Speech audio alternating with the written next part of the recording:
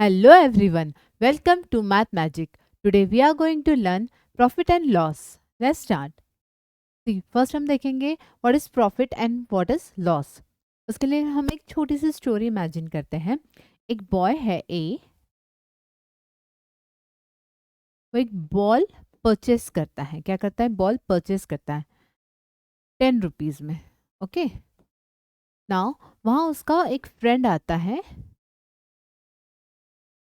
B. B बोलता है ए को कि तुम्हारा बॉल कुछ यूनिक लग रहा है, बहुत अच्छा लग रहा है, क्या तुम मुझे इसे सेल करोगे? तो ए बोलता है चलो ठीक है, मैं ये तुम्हें सेल कर सकता हूँ. ये बॉल है 13 रुपीज़ में. ए ने बी को ये बॉल कितने में सेल किया है? 13 रुपीज़ में. ओके, ये उसे परचेस कर लेता है बी 13 रुपीज़ में. अब यहाँ देखो, ये होगी हमारी एक केस 1. इस केस में क्या हुआ? बाय किया था ए ने 10 रुपीज़ में और सेल किया है 13 रुपीज़ में. Means what? यहाँ ज़्यादा में सेल किया मीन्स वॉट? इसे प्रॉफिट हुआ. क्या हुआ? प्रॉफिट. कितना? 3 रुपीज़ का. समझ में आया ए को? क्योंकि उसने परचेस कम में किया और सेल ज़्यादा में किया. तो जब परचेस कम में करते हैं और सेल ज़्यादा में करते हैं तो होता है प्रॉफिट. यहाँ उसका प्रॉफिट बन गया ए का.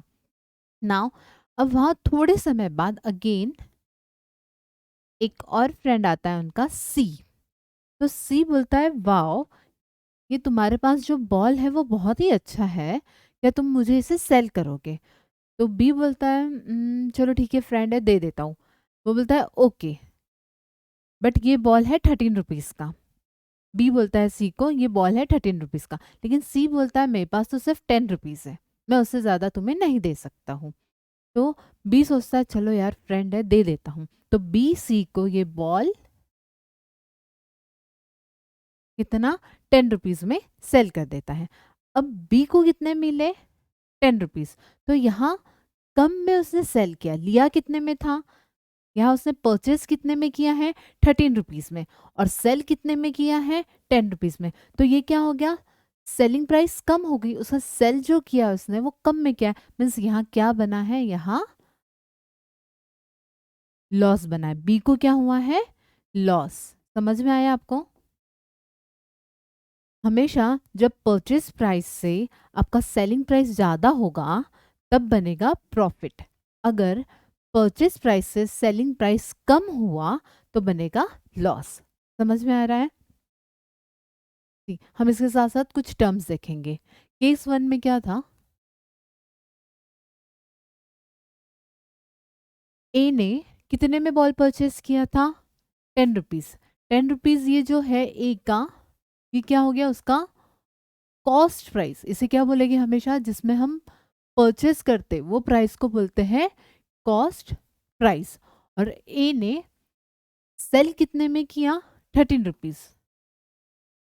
ओके, तो जो सेल करते ना जिस प्राइस पे, उसे बोलते हैं सेलिंग प्राइस.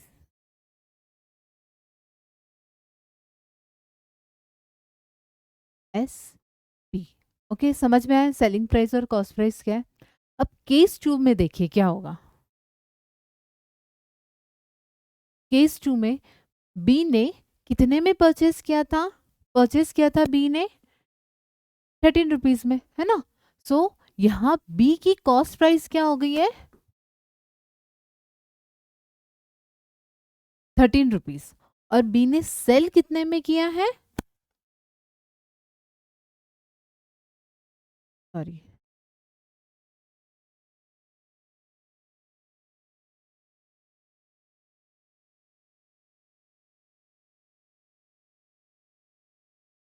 बी ने सेल किया है उसे 10 रुपीज़ में, तो 10 रुपीज़ उसकी क्या बन गई?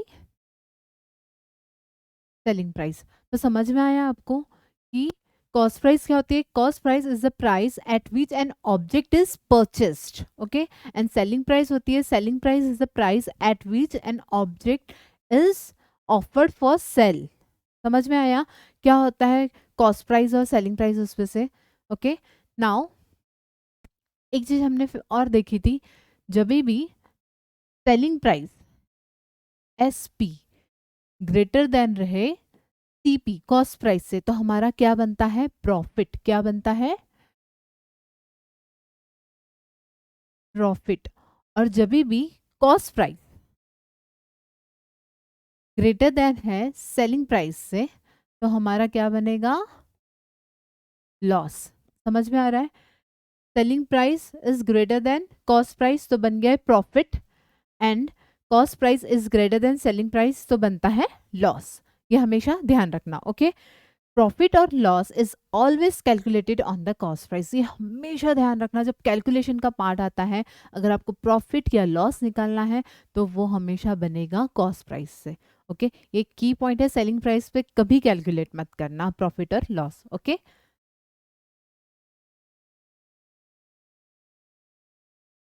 तो फिर देखिए, हम S P is always greater than C P for profit, तो हम क्या लिख सकते हैं? Profit is equals to S P minus C P.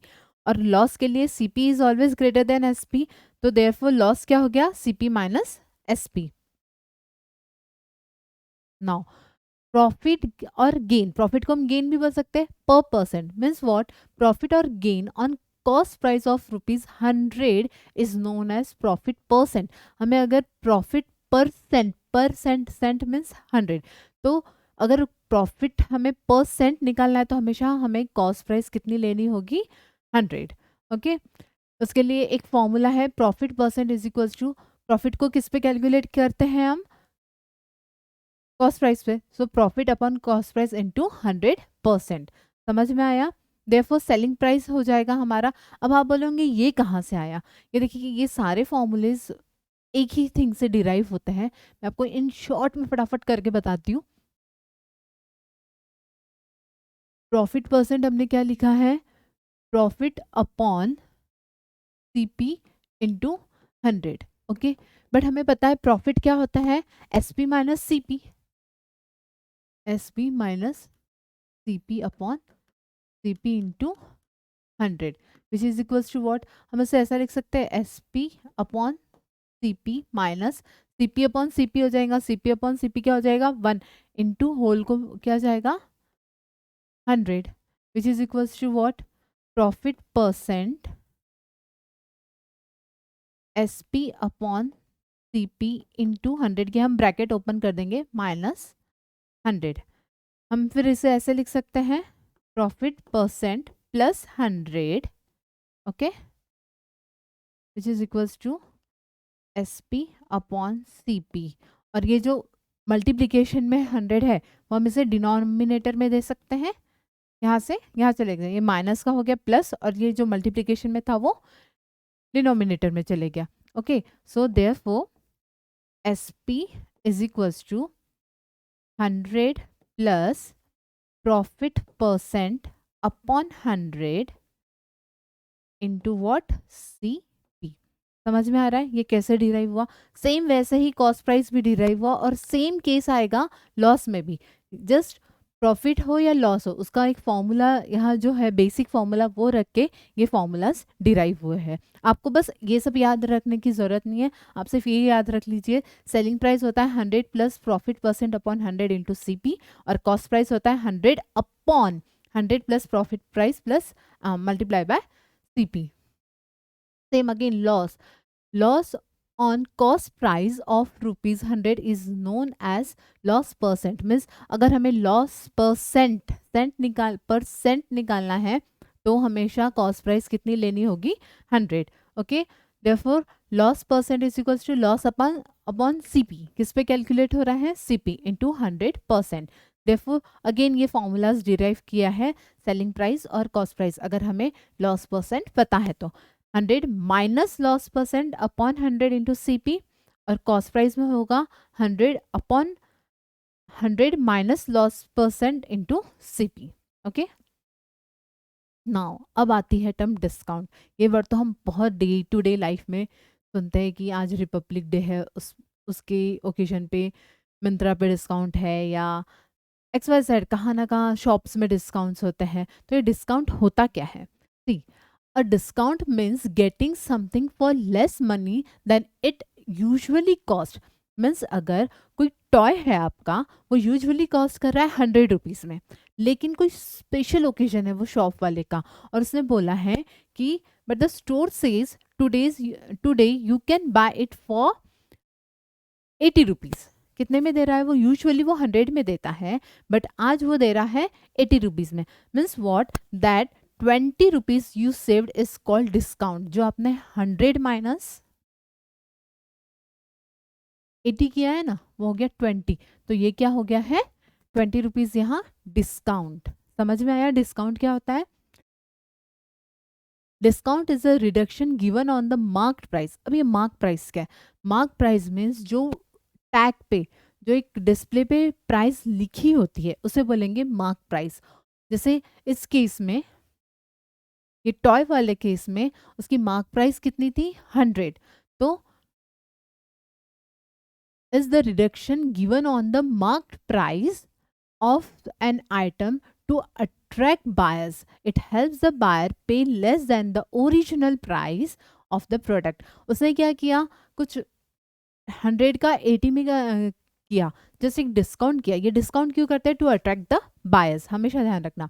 Okay, तो अभी यहाँ मार्क प्राइस क्या है? मार्क प्राइस होता है the price return on the product. Okay, mark price क्या होता है? जो प्रोडक्ट पे प्राइस लिखा है वो मार्क प्राइस हो गया। नाउ कॉस्ट प्राइस क्या हो गया यहाँ? The price at which the seller buy the product. Cost price same रहेगा। क्या रहेगा? कि the price at which the seller buy, जो जिस इसमें उसने वो प्रोडक्ट परचेस किया है वही रहेगा उसका कॉस्ट प्राइस। बट यहाँ सेलिंग प्राइस क्या होगा? The price at which the product is sold after applying the discount. After applying discount means यहाँ क्या हो गया इस केस में? यहाँ मार्क प्राइस कितनी हो गई? यहाँ हम बोलेंगे मार्क प्राइस है 100। यहाँ सेलिंग प्राइस कितनी है उसकी? यहाँ होगी सेलिंग प्राइस 80। समझ में आया? जितने में आप प्रोडक्ट को सेल करते हो, जिस अमाउंट में, वो होती है selling price. Okay, selling price 100 है क्या? नहीं, वो है मार्क प्राइस और सेलिंग प्राइस है 80। ओके, नाउ अब डिस्काउंट के लिए formula, discount is equals to mark price minus selling price. Mark price minus selling price. देखिए हमने यहाँ किया है ना, डिस्काउंट निकाला है। Discount is equals to MP minus SP, mark price minus selling price. तो डिस्काउंट हमें मालूम नहीं है, हमारा मार्क प्राइस कितना है? 100, सेलिंग प्राइस कितना है? 80। तो डिस्काउंट यहाँ कितना हो गया? 20। समझ में आ गया डिस्काउंट क्या होता है? Now what is overheads? Overheads means, overheads are the extra cost a business has to apply to keep running, even if they are not directly making or selling anything. Means what? एक example लेंगे कि एक किसी का कोई laminate stand है। Okay, now उसका laminate cell हो नहीं हो वो बात सब अलग है, बट उस लेमिनेट स्टैंड, उस पर्सन को जिसका वो लेमिनेट स्टैंड है, उसे उसका रेंट, उसका लेबर चार्ज, जो उसे हेल्प कर रहा है वहाँ लेमिनेट स्टैंड पे, जो इलेक्ट्रिसिटी वो लेमिनेट स्टैंड के लिए यूज़ कर रहा है, उसका मेंटेनेंस कॉस्ट, क्लीनिंग वाला जितना भी कॉस्ट है, वो तो उसे बेयर करना है। ओके, तो ये सारे जो कॉस्ट है, इन सब कॉस्ट को क्या बोलते हैं? ओवरहेड्स। इन सब कॉस्ट को क्या बोलते हैं? ओवरहेड्स। ये हिडन कॉस्ट बोलते हैं। ये आपका सेल हो नहीं हो, ये डजेंट मैटर, ये हमेशा अप्लाई होगा जो हिडन कॉस्ट है। Okay, so these costs are called overheads because they are always there no matter how much laminates you sell. So overheads are like the invisible cost. तो total जब भी हमें cost price निकालते हैं, अगर वहाँ hidden charges भी हमें मेंशन किए हैं, कभी ट्रांसपोर्ट का रहता है, कभी मेंटेनेंस का रहता है, तो हमेशा सिर्फ कॉस्ट प्राइस जो पहले दी रहती है सिर्फ उतनी ही नहीं कंसिडर करना, हमेशा फिर टोटल कॉस्ट प्राइस निकालना। टोटल कॉस्ट प्राइस क्या होती है? Price paid to buy goods plus overhead expense. फिर ओवरहेड एक्सपेंस में कुछ भी आ सकता है। ओके, और फिर उस टोटल प्राइस पे प्रॉफिट लॉस जो भी आपको कैलकुलेट करना है वो करना। ओके।